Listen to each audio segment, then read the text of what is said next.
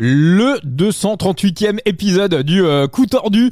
Le Coup Tordu, pour ceux qui nous découvrent, le Coup Tordu est un podcast de vélo, un podcast de cyclisme, un podcast de passionnés pour les passionnés. Dans l'épisode précédent, l'épisode 237, nous étions avec Quentin Béza de la Philippe Wagner Bingo Wallonie Bruxelles. Quentin Béza de retour dans le podcast après sa victoire sur le Tour de Sarja avec Enzo. Il nous a décrypté sa victoire sur le contre-la-montre du Tour de Sarja. Encore dans l'épisode d'avant, je vous ai fait un petit format pour bien débuter sur Side Limit. Ça sera d'ailleurs le prochain épisode du Coup Tordu. Je vous referai à nouveau un petit format pour vous former, vous aider à faire vos premiers pas sur Side Limit, notre jeu de fantasy préféré. Mais tout de suite, on se retrouve pour le 238e épisode du Coup Tordu pour la preview de l'Étoile de Bessèges 2025. Et puis on va revenir également un petit peu sur l'actualité vélo. Et pour ce podcast, Monsieur Thibaut alias Latib. Comment tu vas, mon Thibaut ?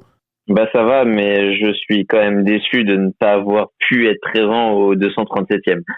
Ouais, on lui a passé un petit mot de ta part à Quentin Béza, mais voilà, logiquement, dès qu'il en claque une, il revient à nouveau dans le podcast. Alors pourquoi pas cette semaine sur le Tour de la communauté de Valence, comme ça il revient la semaine d'après, et puis voilà, t'auras Quentin Béza. Je vais faire un big up également à quelqu'un qui gagne pas trop, parce que s'il doit revenir à chaque fois, il va commencer par fort peu nous apprécier.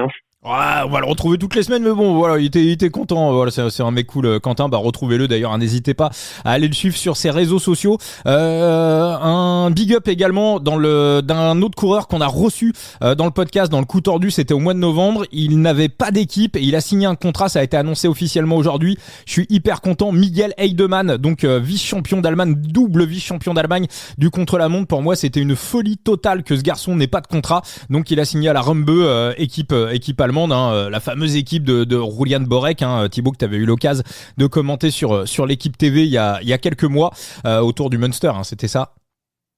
Exactement, sur le flux en ligne et pas le flux linéaire, mais c'était une très belle expérience au demeurant. Donc hyper content pour Miguel. Et puis Thibaut, évidemment, on va débuter ce podcast et on va avoir bien évidemment une pensée pour Daniel Manjas, et on va lui envoyer toutes nos forces, tout ce qu'on peut en fait.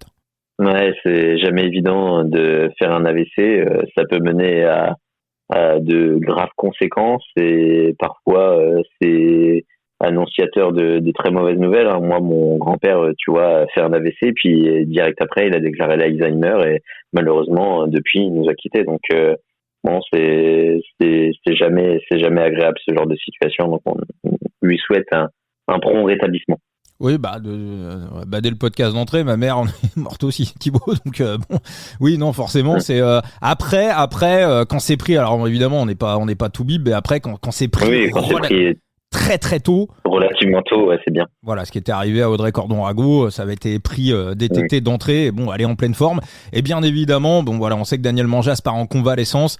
Bien évidemment, on est de tout cœur avec lui, on lui souhaite le meilleur à notre Daniel Manjas. Alors, on avait un podcast de prévu avec Daniel Manjas, je vais vous raconter un petit peu les coulisses. Je lui avais envoyé un tweet pour savoir si on pouvait l'avoir dans le podcast, un petit message en privé. Il m'avait répondu quelques semaines après. Il m'avait tout de suite filé son numéro de téléphone, son numéro de portable. Il m'avait dit, écoute, il y a pas de problème. Oui, tu m'appelles. Rémi te l'avait pas donné en plus? Non, c'est Daniel qui me l'avait envoyé directement. Okay. Et puis Rémi nous l'avait dit en plus, que oui. Excuse-moi, il n'était pas très technologie et qu'en général, quand tu lui laissais un message, il était susceptible de te répondre 2-3 mois après. Exactement, c'est ce qu'il m'a dit. C'est exactement ce qu'il m'a dit quand il m'a envoyé un message privé sur X, sur Twitter. Et pourquoi je l'ai pas contacté plus tôt ? Parce que j'ai son livre à la maison. Il avait sorti un livre il y a quelques années où en gros, c'est l'histoire de cet apprenti boulanger normand qui devient le speaker et la légende, la voix emblématique du Tour de France. Et voilà, je refeuilletais le bouquin et je voulais vraiment bien bosser, bien analyser le truc pour recevoir Daniel dans le podcast. Donc voilà, évidemment, on va pas l'embêter tout de suite ni dans les semaines qui viennent, mais on espère faire un beau podcast comme on avait prévu, le plus rapidement possible, bien évidemment, avec Daniel Manjas. Thibaut. Moi, j'ai hâte de ce podcast, aussi, avoir la voix du tour avec la voix de la radio. Excuse-moi, mon cher Vincent, moi, ça me ferait plaisir. Non, moi, je ne me compare absolument pas à Daniel Manjas.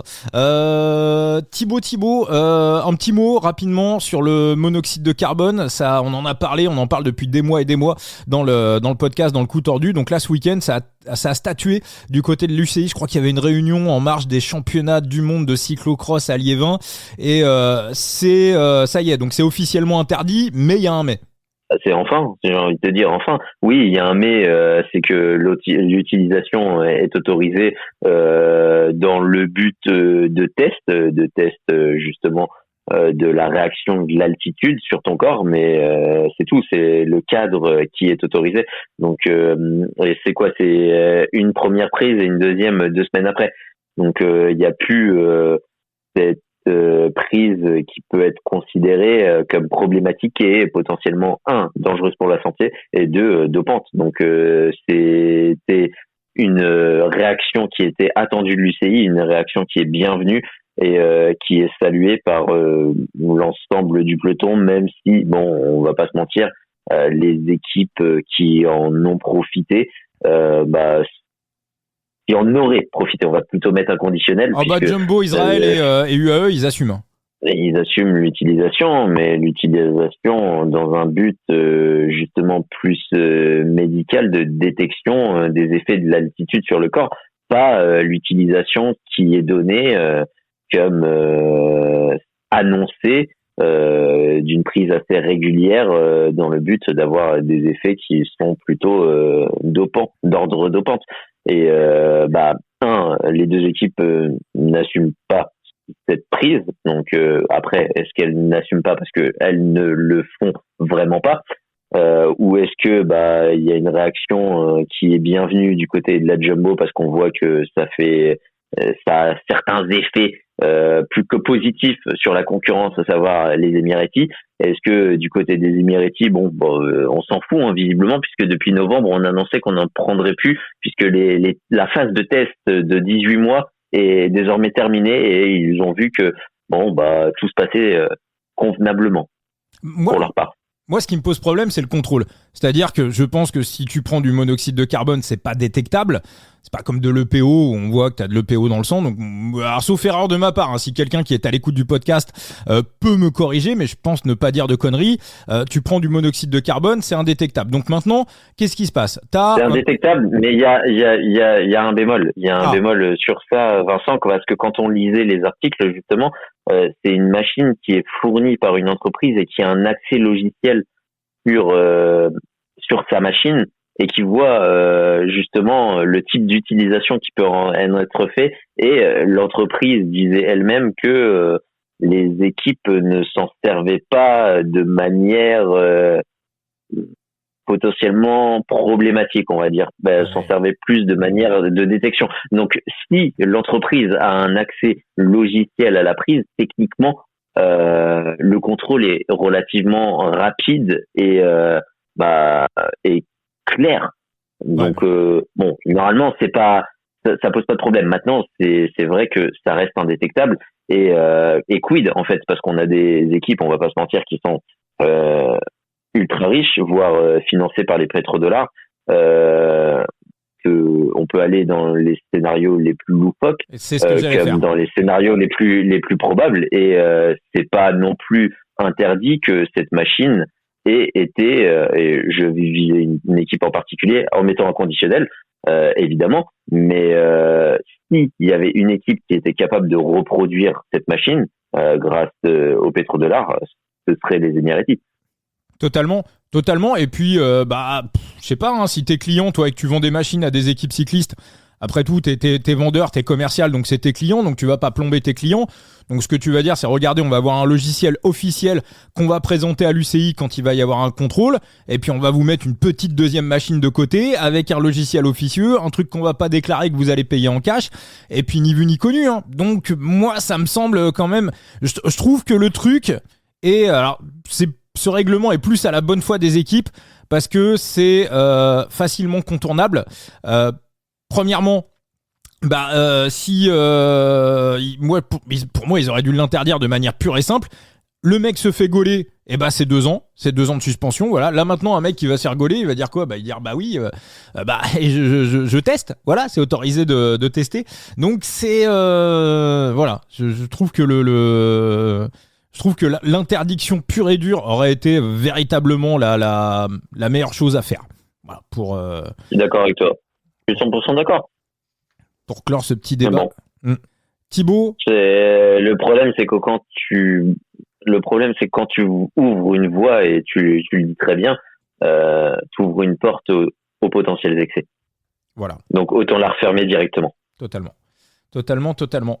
Thibaut, avant d'attaquer sur la preview de l'étoile de Bessèges, on va revenir sur la Marseillaise ce week-end. Alors moi je voulais revenir sur une stratégie, une stratégie de course. Alors bien évidemment dans le coup tordu, jamais on critique un coureur, on est derrière nos micros. Pour nous c'est facile de regarder, d'analyser. Le mec qui est sur le vélo, celui qui pédale, qui souffre, il mérite bien évidemment tout notre respect. Et quand on a le cœur à 195 pulses, forcément on n'est pas à leur place, donc bien évidemment c'est plus facile pour nous d'analyser les stratégies. Maintenant, si je reviens sur les derniers kilomètres de la course, alors on sait qu'il y a une course au point actuellement, une course au point UCI.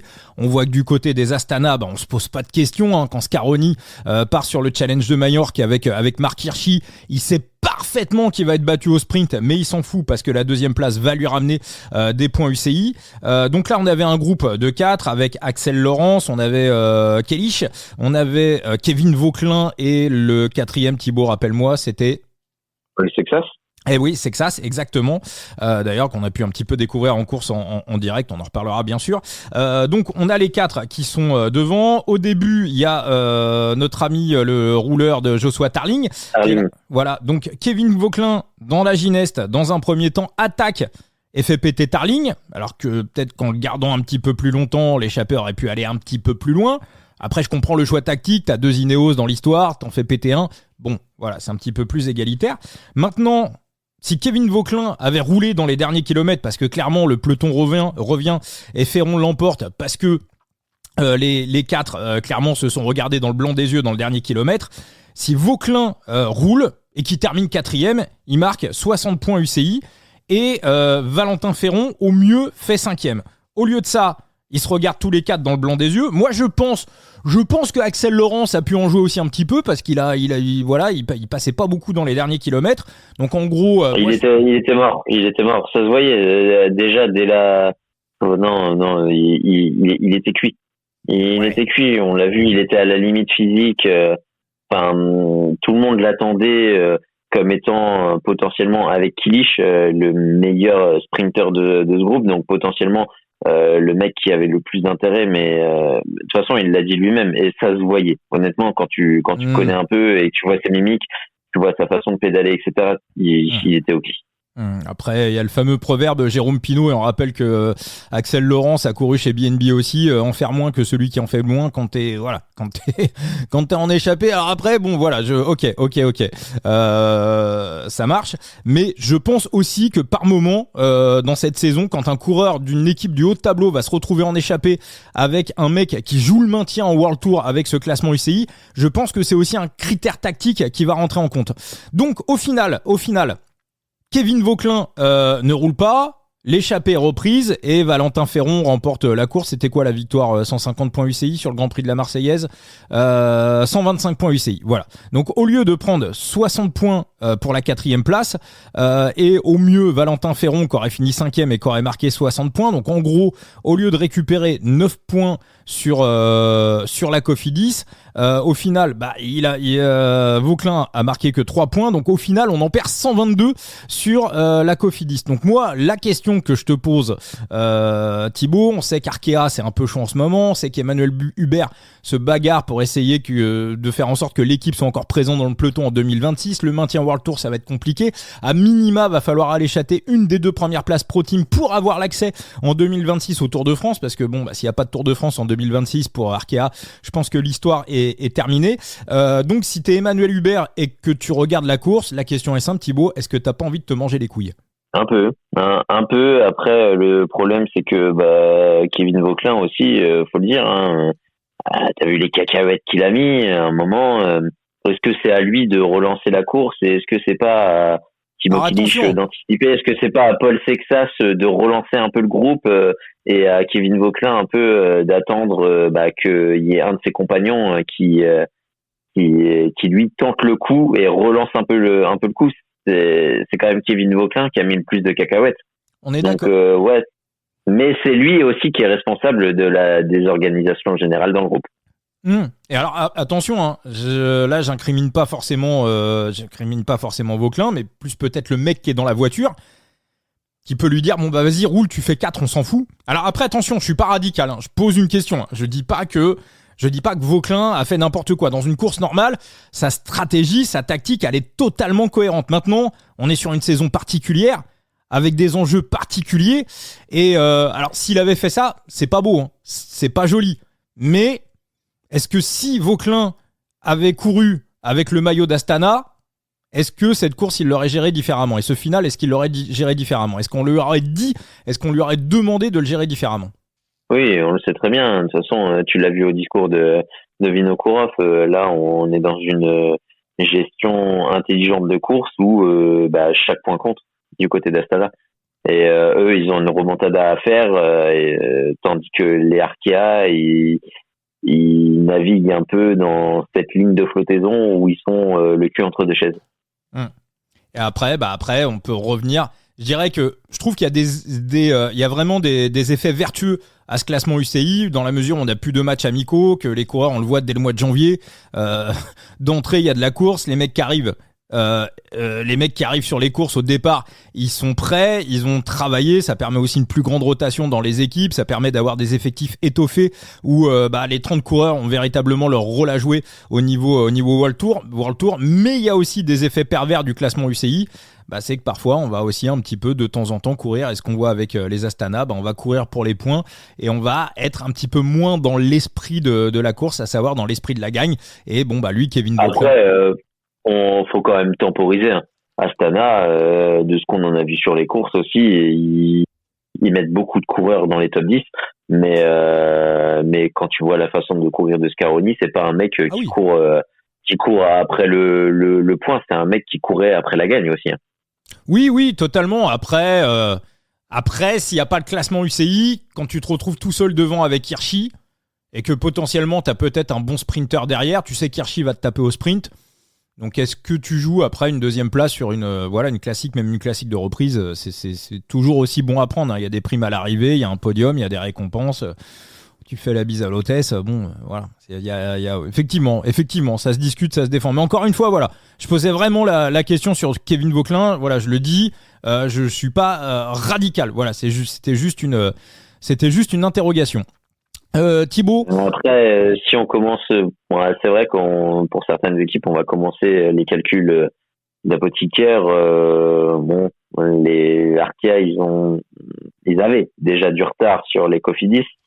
Les Cofidis en creusent un peu, mais le gap est pas non plus énorme à combler une grosse victoire. On peut très vite revenir au cul des Cofidis, voire les doubler.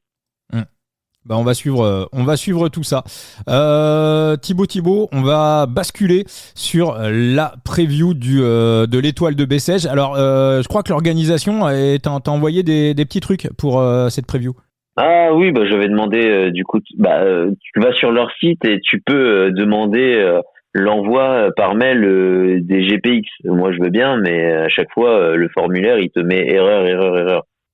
Faut chercher, j'ai envoyé un mail directement à l'organisatrice qui m'a gentiment envoyé les GPX que maintenant tu peux trouver sur tous les autres forums. Donc après moi je suis content, hein, j'avais eu les GPX officiels et puis préparé les profils pour vélo flûté en avance. Donc non, c'était pas plus mal. Le parcours, on est sur du traditionnel?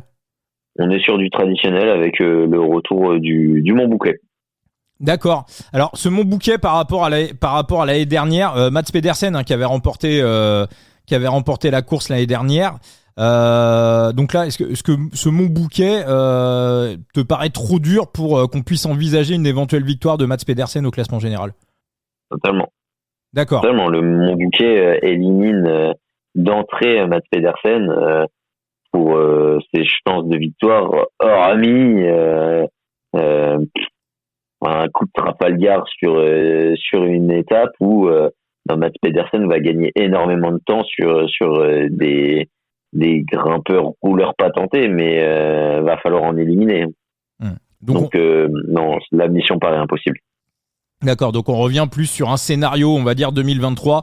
On avait eu Nelson Paoles qui avait remporté la course avec une seconde d'avance sur Mathias Kalmose. On avait Pierre Latour et Kevin Vauquelin et Pavel Sivakov dans le top 5. Thibaut Pinot qui avait fini 6e et Arnaud Delis qui avait fini 7e. Bon, à 2 minutes quand même, mais oui, je me rappelle bien, il avait pris le maillot de leader et puis il avait essayé de résister du mieux qu'il pouvait dans le Mont Bouquet. On va donc le détail des 4 étapes, le fameux contre-la-montre d'Alès pour terminer, le Mont Bouquet et la première étape. Donc première étape, on est sur quelque chose de complètement traditionnel avec la fameuse arrivée, cette espèce de petite bosse à Bessèges où on a traditionnellement un duel entre, c'est plus taillé pour sprinter-puncher, on va dire.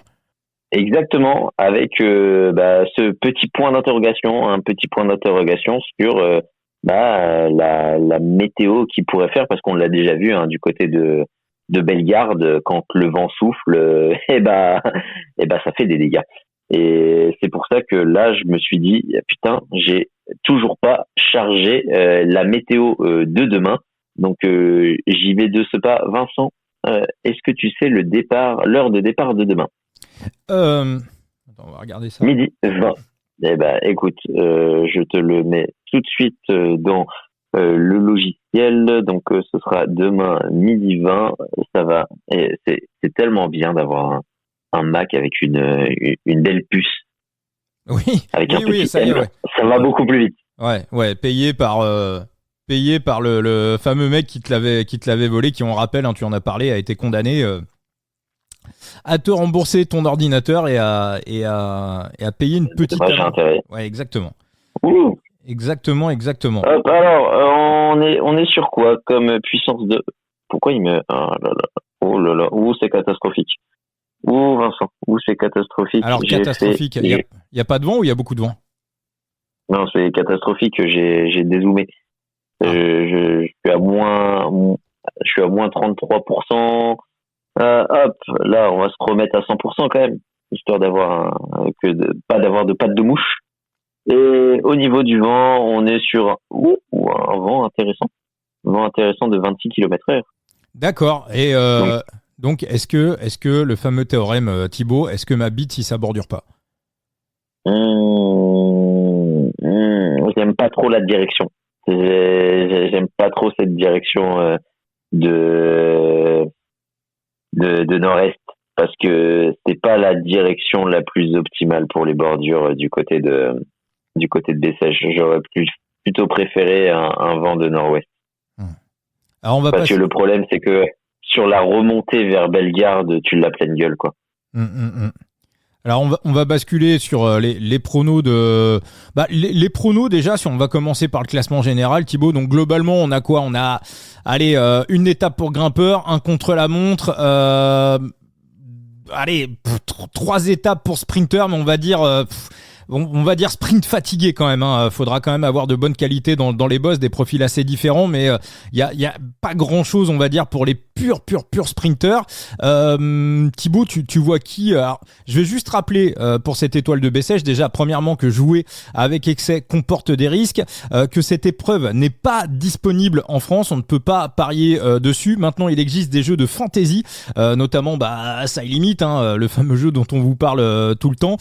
Cette épreuve est ouverte sur Side Limit, avec des lots, avec des récompenses, avec un petit peu d'argent à gagner. Il faut essayer de cumuler la meilleure équipe possible entre le Tour de Valence et l'étoile de Bessèges. D'ailleurs, Thibaut, je te le dis, moi, je suis en pleine interrogation pour mes compositions d'équipe, à savoir que dans ces compositions d'équipe, faut un leader, un grimpeur, un électron libre, donc un mec qui va prendre les échappées, faut un domestique et un sprinter.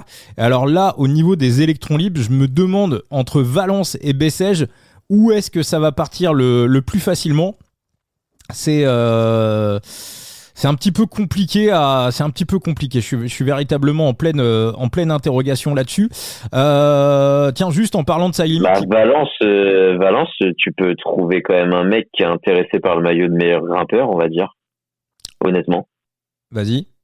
Non, c'était une réflexion comme ça. Là, de te dire là comme ça, j'y ai pas forcément réfléchi, mais au vu du tracé, quand même, je partirais plus pour un mec qui est intéressé par ce maillot. Oui, alors après, c'est un mec à mettre aussi en grimpeur. Forcément. Maintenant, le truc, c'est que rappelle-toi l'année dernière, le Tour de Valence. Alors cette année, on débute avec un contre-la-montre par équipe qui est assez à Valence, qui est assez, on va dire, mal plat. Et rappelle-toi l'année dernière à Valence, sur la toute première étape, il y a une échappée qui part avec 2 Bardiani à l'intérieur. Je crois que c'était Tarozzi et le deuxième, c'était pas Tolio, c'était Manuele Tarozzi et allez, je vais m'aider de Pro Cycling Stat et Alessandro Tonelli. Voilà, les 2 Bardiani qui s'échappent. Du coup, Tonelli va terminer 4e au classement général. On a un petit peu galéré du côté des UAE pour vraiment les rattraper et se remettre dans le match. Donc cette année, je pense qu'on va pas forcément faire la même erreur, d'autant plus qu'on va attaquer quasiment tout de suite avec l'étape Rennes. Et ce qu'on a vu aussi, ce qui est assez neuf, c'est que cette année, sur le challenge de Majorque, sur les étapes qui étaient un peu vallonnées, un peu montagneuses, il y a eu 2 épreuves où on a absolument rien laissé partir. Alors, l'épreuve qui a été arrêtée ce week-end, mais la course qui avait été remportée par Stork, il me semble, qu'il n'y a pas eu d'échappée en fait. Alors ça, sur des courses de reprise de début de saison, c'est des scénarios qu'on peut éventuellement voir en grand tour, mais c'est complètement dingue. Donc c'est, moi je dirais pour les électrons libres plus sur Bessèges, parce qu'à mon avis du côté de Nantes et de Nice, on va devoir obligatoirement en foutre à l'avant. À mon avis, Miss Sud va tenter le maillot du meilleur grimpeur sur Bessèges, je pense. Maintenant, ils ont aussi Jaiko Anninen à protéger pour le classement général, parce qu'à mon avis, il peut viser un top 20. Donc vraiment, pour le choix de l'électron libre, c'est un petit peu compliqué. D'ailleurs, au passage, Thibaut, la première carte de Julien Alaphilippe a été mise aux enchères tout à l'heure sur Side Limit. C'était sa carte rose. Est-ce que tu as vu le prix d'achat ? Non, pas du tout. J'ai débauché à 19h. Je devais débaucher à 19h45 et j'ai fermé en retard, donc j'ai fermé quand t'as eu mon message vers 19h55. Bon, d'après toi, la carte rose d'Alaphilippe. Allez, petit jeu Thibaut. Hirschi, il est parti à combien ? Alors Hirschi est parti en bleu. Pour ceux qui connaissent pas Side Limit, il y a 3 niveaux. Les jaunes, c'est la carte unique, donc c'est la plus chère. Les roses, c'est le 2e niveau. Et donc il y a 30 exemplaires maximum vendus et offerts sur l'année. Et le 3e niveau, c'est la carte bleue, donc moins cher, 300 exemplaires grand maximum. Et donc la carte bleue de Marc Hirschi était partie à $80. $83 pour 80 multiple 350 à la Philippe. 260. C'est la carte rose, la carte pink, la plus chère de toute l'histoire de Side Limit. C'est Boris qui l'a acheté, Boris qu'on avait déjà reçu dans le podcast. Donc voilà pour Loulou. On revient sur cette étoile de Bessèges. Donc toi Thibaut, sur le classement général, est-ce que t'as un pronostic ? On peut pas jouer en France dessus, mais on peut jouer sur Side Limit, on peut composer des équipes. Et voilà, et je rappelle que la Ligue 4 est intégralement gratuite. Alors Thibaut, qu'est-ce qui te plaît dans tout ça ? Maxime Van Gils, il a toutes les qualités pour, c'est un bon rouleur, il va aimer le chrono d'Alès, c'est potentiellement meilleur grimpeur que Kelvin Vauquelin au Mont Bouquet, et sur ce type d'étape un peu comme celle de Bellegarde, tu peux peut-être beaucoup plus de certitude dans les potentielles cassures dont pourrait bénéficier Maxime Van Gils à Bellegarde que Kelvin Vauquelin. Je m'explique sur les cassures. Quand tu regardes ce parcours de Bellegarde, en fait, il y a une particularité, c'est que quand le vent souffle, ça pète. Mais ça pète j'aurais dit, tu vois, si le vent avait été de nord-ouest, à la sortie des marais, quand tu retournes vers Saint-Gilles. En fait, quand tu sors de Saint-Gilles, tu fais un tour des marais pour revenir vers Saint-Gilles.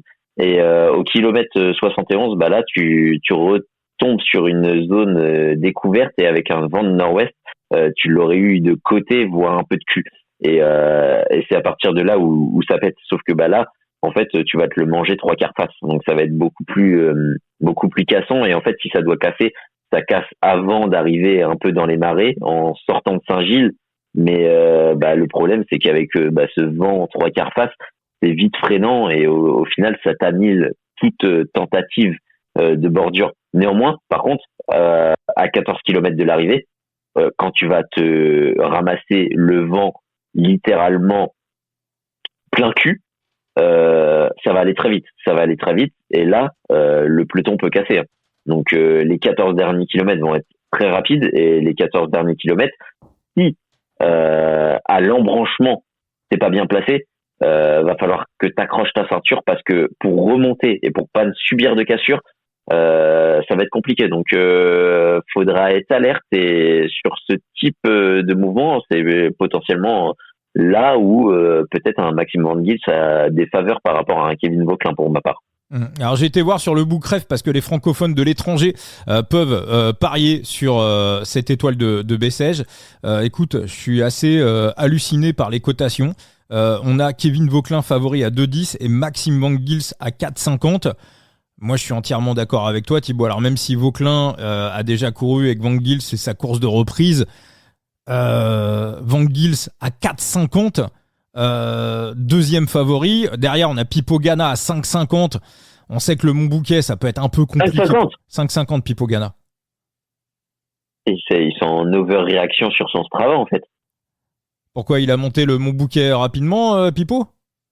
Il a allumé les cols de rate. D'accord. Enfin, les cols autour de rate, il les a allumés. Mais il a perdu du poids pendant l'hiver, c'est quoi l'histoire ? Je sais pas, mais il grimpe comme jamais. Ah ouais. Après le Montbouquet, il y a quand même des passages à deux chiffres. Honnêtement, j'y crois pas. J'y crois pas. J'aurais pu croire à Pipo Ganna sur un coup un peu comme il avait fait il y a quelques années, mais là, ça reste un grimpeur un grimpeur, pardon. Quand il grimpe, un mec qui lisse énormément, tu vois, c'est un rouleur, quoi. Ah oui, son rendement, c'est les ascensions de 6 à 8%. Je vois pas sur du plus de 10% comment il peut. Je suis d'accord avec toi. Donc moi, voilà, avec l'équipe, la structure de la Bora, pour moi, Maxime Van Gils à 4,50, je suis entièrement d'accord avec toi. Pour moi, c'est largement valu. Hein. Ça, pour moi, il y a pas de. Ça, pour moi, il y a pas de souci là-dessus. Thibaut, on revient sur cette première étape de l'étoile de Bessèges. T'as un prono, alors on rappelle, étape qu'on voit tous les ans. Il y a 2 ans, on attaquait le podcast, on s'était écharpés tous les 3 avec Enzo sur le duel Mats Pedersen contre Arnaud Delis. Pour toi, qui sera le vainqueur, Thibaut ? J'ai une interrogation. Ah moi j'ai une interrogation. Je commence moi mon interrogation. Vas-y. Sur Paul Magnier ? Ah c'est ce que j'allais donner moi. J'allais donner Paul Magnier.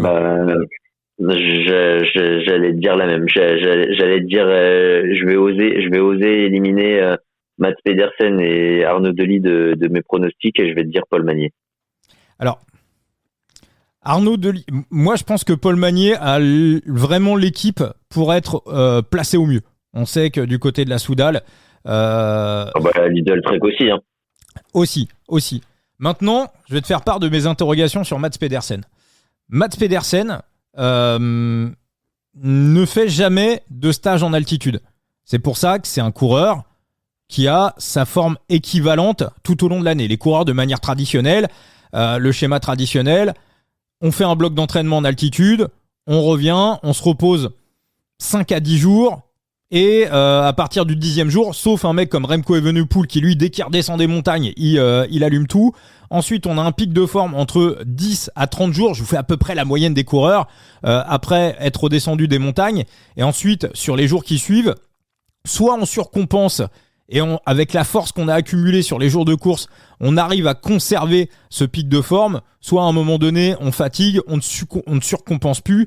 Le corps, là, on a besoin de repos, on a besoin de s'arrêter et aller repartir à nouveau en altitude et faire un nouveau cycle de préparation. Mats Pedersen ne fonctionne pas comme ça. Mats Pedersen déteste les stages en altitude. Je crois qu'il avait essayé une fois il y a quelques années, il avait dit que ça avait eu des effets catastrophiques sur lui. Alors cette année, il faut rappeler que Pedersen ne sera pas sur le Tour de France. On privilégie Jonathan Milan au Tour cette année. On envoie Pedersen, il va doubler le Giro et la Vuelta. Bon, lui, il dit que c'est pas très grave, mais voilà, on ne sait pas réellement comment il le vit. Ensuite, la deuxième chose, c'est que cet hiver, on l'a forcé à partir en altitude. Ça a été un grand débat du côté de la Lidl Trek. Donc là, Pedersen redescend des montagnes. Donc soit on a réussi à trouver le bon ajustement et on va avoir un Pedersen avec le bonus altitude. Ça fait quasiment le niveau Mathieu Van Der Poel. Donc il va être injouable. Soit, effectivement, Pedersen avait raison et pour lui, l'altitude, il ne supporte pas ça. C'est pas bon pour lui. Et sur l'étape de demain, il va finir 25e. Enfin, ou l'étape de ce matin pour ceux qui nous écoutent ce mercredi matin, ce mercredi 5 février. Donc moi, c'est l'interrogation vraiment que j'ai sur Pedersen. Ouais, après, moi, j'ai pas spécialement d'interrogation. Il sera là pour la gagne. Mais moi, mon interrogation, c'est vraiment je pense, il sera placé, quoi. C'est l'évolution de Paul Magnier. Ah, moi, je pense que... Ouais, non, mais je suis d'accord. Je pense qu'il a step up. Ouais, et niveau classement, c'est pas un mec qui est vraiment dégueulasse. Hein. Donc, c'est un final qui lui correspond très bien.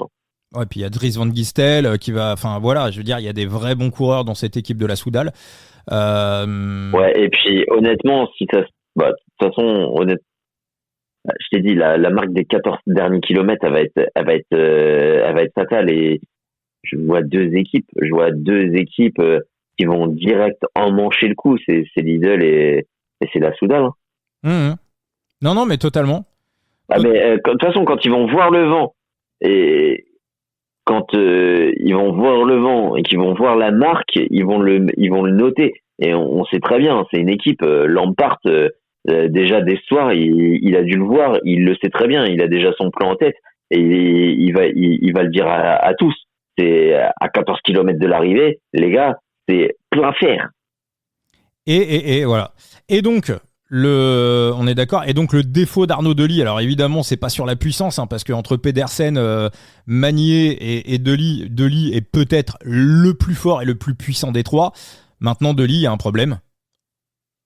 Ouais, souvent le placement dans ce genre de situation. Et même quand il l'avait gagné il y a 2 ans, faut se rappeler qu'il n'était pas ultra méga bien placé. Ouais, il n'était pas ultra méga bien placé, il a pu bien se replacer, sauf que là, dans les conditions que je vois, bon courage pour se replacer, quoi. Voilà. Et ça, à mon avis, on le sait parfaitement du côté de la Lidl Trek et on le sait parfaitement du côté de la Soudal.